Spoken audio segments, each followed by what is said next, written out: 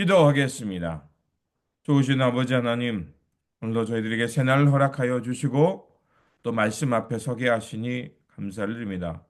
오늘도 우리에게 주어진 이 삶 속에서 하나님의 거룩한 뜻을 분별할 수 있는 지혜의 삶이 되게 하여 주시고 우리의 삶이 하나님의 은총 없이는 한순간도 온전히 설 수 없음을 고백하며 언제 어디서나 신실하게 주님을 바라보며 예수 그리스도의 보혈의 공로로 살아가는 우리의 삶의 자리 되게 하여 주옵소서.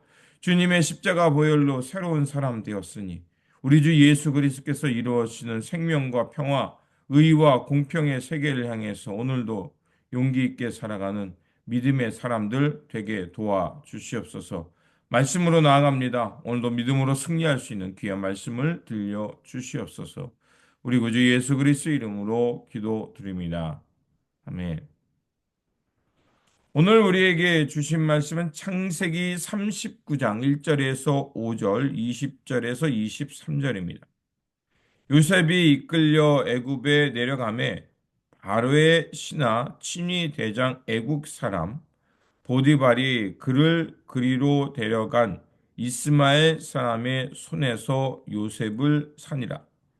여호와께서 요셉과 함께 하심으로 그가 형통한 자가 되어 그의 주인 애굽 사람의 집에 있으니 그의 주인이 여호와께서 그와 함께 하심을 보며 또 여호와께서 그의 범사에 형통하게 하심을 보았더라. 요셉이 그의 주인에게 은혜를 입어 섬김에 그가 요셉을 가정 총무로 삼고 자기의 소유를 다 그의 손에 위탁하니 그가 요셉에게 자기의 집과 그의 모든 소유물을 주관하게 한 때부터 여호와께서 요셉을 위하여 그 애굽 사람의 집에 복을 내리심으로 여호와의 복이 그의 집과 밭에 있는 모든 소유에 미친지라.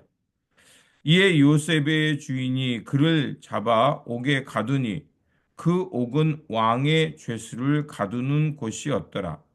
요셉이 옥에 갇혔으나 여호와께서 요셉과 함께 하시고 그에게 인자를 더하사 간수장에게 은혜를 받게 하심에 간수장이 옥중 죄수를 다 요셉의 손에 맡김으로 그 재반 사물을 요셉이 처리하고 간수장은 그의 손에 맡긴 것을 무엇이든지 살펴보지 아니하였으니 이는 여호와께서 요셉과 함께 하심이라.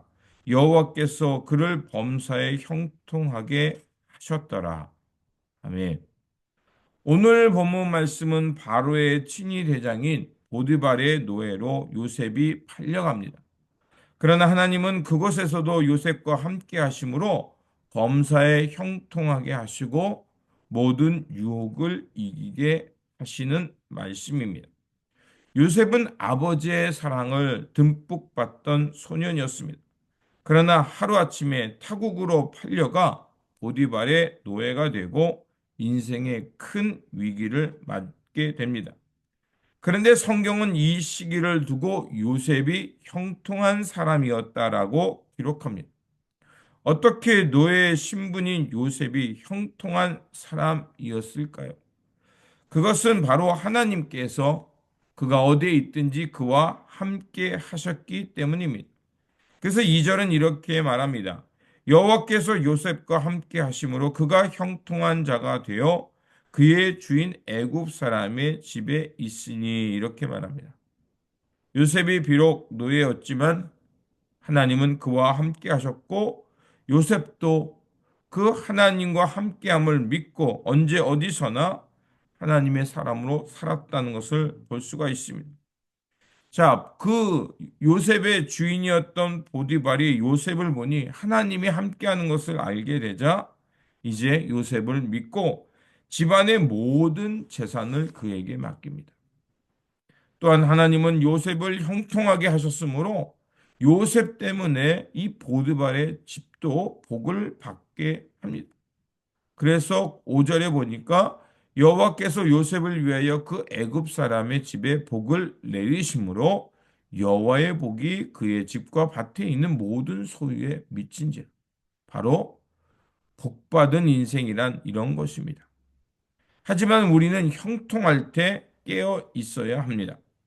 요셉은 보디발의 신임을 얻고 안정된 삶을 나름대로 살고 있었지만 그것에 또 다른 유혹이 있었습니다.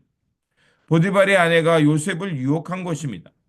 요셉은 이 유혹 앞에서 하나님과의 관계를 최우선적으로 생각하며 그 유혹을 이깁니다. 그래서 구절에 이렇게 말합니다. 내가 어찌 이 큰 악을 행하여 하나님께 죄를 지으리까? 요셉이 유혹에서 벗어나 그 믿음으로 살아갈 수 있는 것은 당장 눈앞의 편함이 아니라 하나님 앞에서 내가 어떻게 살고 있는가? 코람데오죠. 그 신실함을 중요하게 여겼던 것입니다. 이는 예수님께서도 광야에서 시험을 이기셨던 비결과 같습니다. 예수님은 굶주림, 명예, 자신이 메시아라는 걸 드러내고 싶은 그런 욕망이 있을 때 그 모든 것을 하나님의 말씀과 하나님과의 관계를 최우선으로 두셨기 때문에 그 본능적인 시험을 이겨낼 수 있었던 것입니다. 그러나 예수님도 요셉도 시험을 이겼다고 해서 항상 좋은 결과가 있는 것은 아닙니다. 보디발은 그 아내의 말을 통해서 요셉이 누명을 씌웠다는 것을 알지만 그를 그 다시 다른 감옥으로 보내게 됩니다. 그런데 좀 이상한 것은 그 노예니까 그 아내의 말을 믿고 요셉을 즉결 심판해도 무방했는데 오히려 요셉을 그 왕의 죄수들이 있는 감옥에 보냅니다. 자, 그것 또한 하나님께서의 돌보심이고 보디발이 요셉을 얼마나 신실하게 여겼는가를 알 수 있는 대목이기도 합니다. 또한 하나님께서는 감옥에서도 요셉과 함께 하심으로 형통하게 하셨습니다. 간수장은 요셉이 함께하는 사람이요 하나님과 함께하는 사람임을 알았기에 이제 간수장이지만 그곳에 있는 모든 사물을 또 요셉에게 맡깁니다. 자, 그러면 성경이 말하는 형통이란 무엇일까? 형통이란 우리가 원하기는 장애물이 없고 고난이 없는 것이라고 생각하지만 성경이 우리에게 말하는 형통한 삶이라는 것은 우리 앞에 장애물이 있고 고난이 있지만 그것을 헤쳐나가 앞으로 나가는 겁니다. 요셉은 억울한 누면동 썼고 불의한 환경 속에서 그 삶이 나락으로 떨어졌지만 그 속에서도 그 장애물들을 헤치고 나가면서 하나님을 바라보며 앞으로 전진한 사람이었습니다. 우리도 종종 눈앞에 어려움이 만납니다.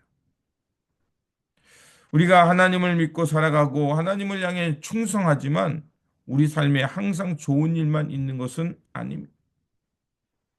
그러나 요셉이 언제 어디서나 하나님과 동행함으로 그의 삶이 형통하고 그 삶을 하나님께서 지켜주셨다는 것을 기억하면서 우리 앞에 고난과 어려움이 올지라도 흔들림 없는 하나님을 향한 믿음으로 우리 삶 속에서도 최선을 다해서 하나님의 영광을 드러내는 삶이 되시기를 바랍니다.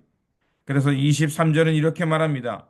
간수장은 그의 손에 맡긴 것을 무엇이든지 살펴보지 아니하였으니 이는 여호와께서 요셉과 함께 하심이라.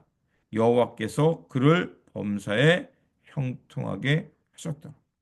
그러므로 지금 당장 상황에 어려움이 있다 할지라도 하나님께서 우리와 함께 하신다는 것을 믿고 언제 어디서나 주님을 바라보면서 하나님께서 원하시는 기쁨의 삶을 살아남으로 형통의 삶, 하나님의 영광을 드러내는 삶이 되시기를 주님의 이름으로 축원드립니다.